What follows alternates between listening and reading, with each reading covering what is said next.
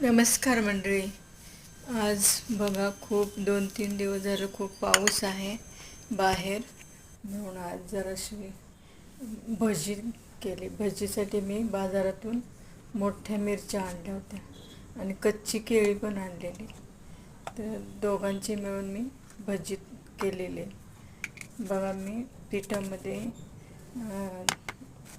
ओवा, तिखट, मीठ, हळद हे घालून मी पीठ भिजवलेलं आहे. आणि केळी बघा मी कशी कापून त्याची सालं काढलेली आहेत. आणि मिरचीसुद्धा मी उभी चिरलेली आहे. आणि दोन्हींना मी हळद, मीठ, तिखट लावलेलं आहे. आणि तिखट लावल्यामुळं छान टेस्टी लागतात.